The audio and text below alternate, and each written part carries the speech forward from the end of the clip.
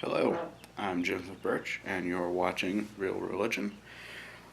So, last week I introduced some of the basics of Hinduism and how it compared to some other religions, especially other Eastern religions. This week I'm just going to continue in that vein with a little information about Hinduism, particularly focused on Hindu theology.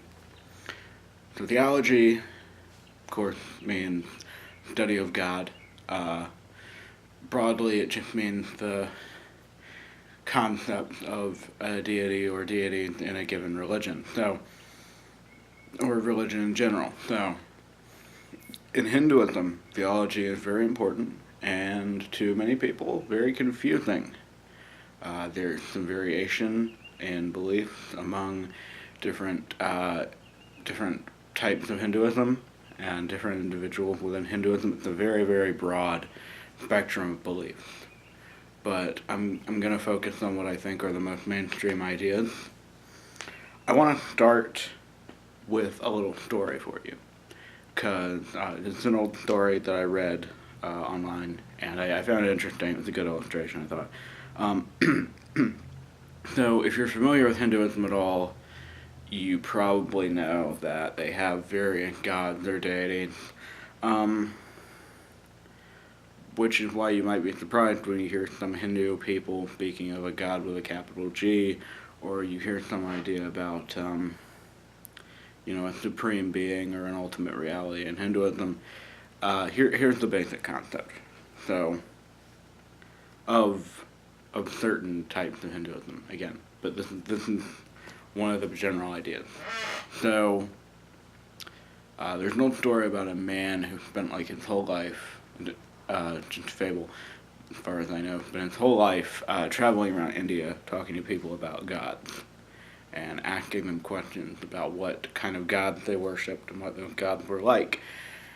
He spends years doing this, and he just collects names, and he writes them all down. He keeps names and descriptions of these various gods and goddesses that are being worshipped throughout India, and he goes back to his home, and he sits down to count them all up, and to determine how many gods are worshipped in India. And he spends years counting them and analyzing them, and when he's finished, he comes up with a conclusion that there is only one God worshipped in India. The idea is, the man has written down about several million names, maybe, of these, or different descriptions of deities and spirits, but the idea is, last week I talked about Brahman, which is the sort of ultimate reality. The idea is that all the gods can be seen as aspects or parts of Brahman. So, essentially, there are many gods and one God, and really no God in our, the Western concept, maybe, in some schools of thought. I mean, pantheism, non-theism, panentheism, monotheism, polytheism, these have all been used to describe different trains of thought in Hinduism. But basically, the idea is multiple gods, but also really one transcendent ultimate reality. It's hard to talk about that ultimate reality because great classical Hindu philosophers have essentially stated that you can't make easily, or in some cases at all, positive statements about an ultimate reality, about a being like that. It would just transcend human description, because we would talk about it in human terms. This very much contradicts what people are used to hearing from the Abrahamic religions, Judaism, Islam, Christianity, which describe God all the time. I mean, it's pretty basic question, right? This is who God is. This is what He's like. That's pretty much their basic first thing that they want to tell you about when you say, "What do you believe?" to a Christian or a Muslim, or I'm sure a Jewish person. They would say, "Well, if they're practicing their religion, they'd say, well, I believe in one God, and he's like this, and he does this, this, and this." Hinduism would not approach it that way. They would not generally go about saying, well, I believe in God, and God is like this, and God does this, this, and this. There's a school of thought in Hinduism that says that Brahman is literally all that exists. The only thing that exists. So, just as all the various gods that you can worship and be devoted to in a more personal way are just iterations of Brahman, forms of it, so the soul, the immortal, unchanging Atman that we all have, is also just a part of Brahman. And so moksha, which means liberation, is returning to what you come from, returning to just being a part of Brahman. So for a lot of Hindus, maybe the general idea really of Hinduism, you want to stop being just yourself.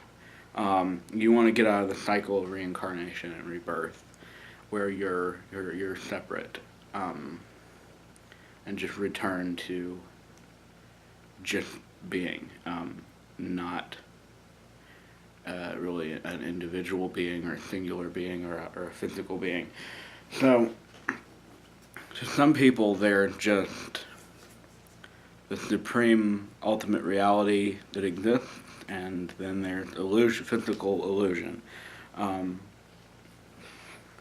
Thing is, there's the high sort of philosophy in Hinduism speaks to the idea of one supreme being.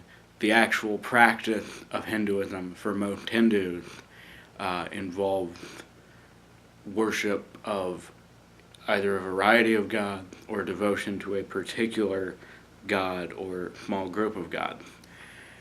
What's interesting is that to some people this seems impenetrable, but I actually see a connection here that I don't think a lot of people would expect. So, Hinduism stands apart from other Eastern religions. And by the way, it's one of the world's oldest surviving religions, Hinduism. It stands apart from other Eastern religions because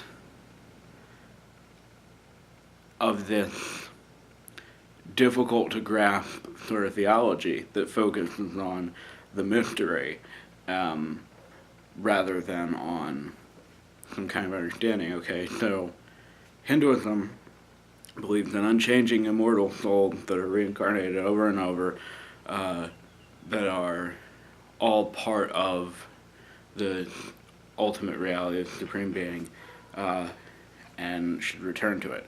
Okay. So you have, you kind of have everything. You have a Supreme Being, but you also have a sort of pantheon of deities, and there's an immortal soul. Buddhism, reincarnation and karma, yes. Supreme Being, no. Immortal soul, no. Jainism, immortal soul, yes. Supreme Being, no. No God, nothing.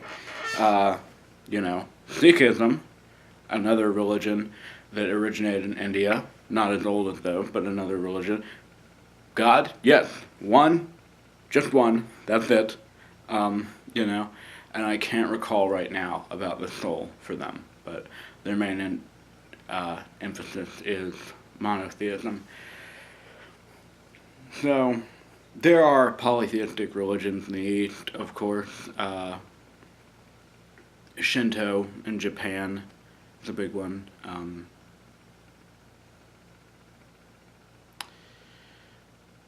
For a lot of Taoists, there are multiple deities, but so here's the thing.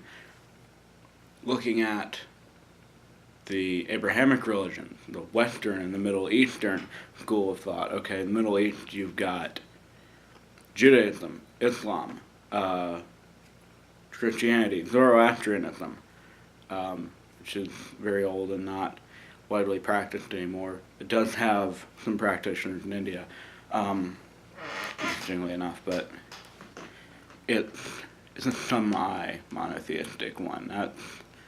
Some people call it dualistic, some people call it... Anyway, not my point. Middle Eastern religion,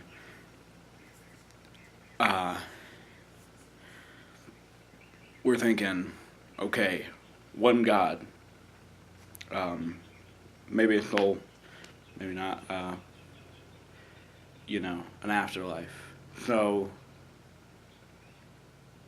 whereas Eastern religion, not so much with the heaven and hell thing, Western and Middle Eastern religion, pretty big on the heaven and hell thing. Judaism, not really. There's a world to come, which is kind of like heaven, and there's Gehenna, which is kind of like hell, but that's not even really a thing in Reform Judaism, and it's not necessarily a permanent condition, but I can talk more about that in a future episode. But basically what I'm saying is, among the Abrahamic religions, among the monotheistic religions in general, Christianity stands out because most forms of Christianity believe in a Trinity. One God in three persons, one being in three forms. The Father, Son, and the Holy Spirit. Not all Christians believe that, although there are some who would debate that term, because some would claim that the Trinity is a necessary belief to be Christian, and so there's arguments in the Christian community about who's a real Christian. That's kind of true in every religion. Point being, the majority of Christianity claims some kind of belief in a Trinity. That's also a pretty confusing doctrine, but I see a parallel in Hinduism. Because Christianity fits in generally to this block of, okay, Judaism, Islam, Christianity. They share some scriptures, they share some ancient beliefs, they share this whole monotheism thing, but Judaism and Islam do not accept the Trinity. They see the Trinity as a very blasphemous idea, and it's a big, big point of division.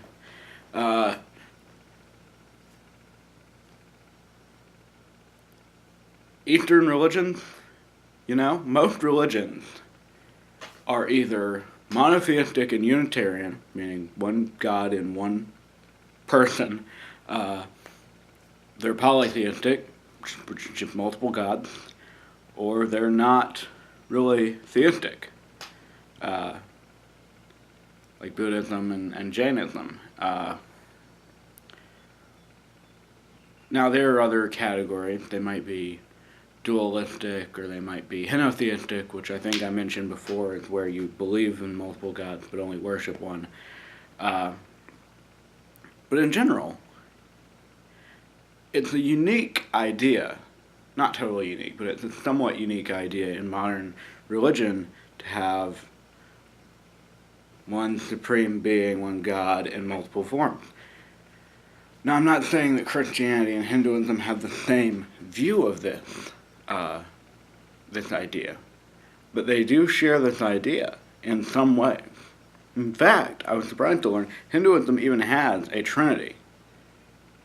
It's not called the Trinity. I think we call it a Trimurti, but there's three sort of major basic gods, and those are Brahma, the creator, Vishnu, the preserver, and Shiva, the destroyer. The idea is these three work together, and it sort of speaks to Hindu ideas about an existence that is cyclical, that's created, it's sustained, it's destroyed, and it's recreated. It speaks to reincarnation, it speaks to the unending sort of cycle of the universe.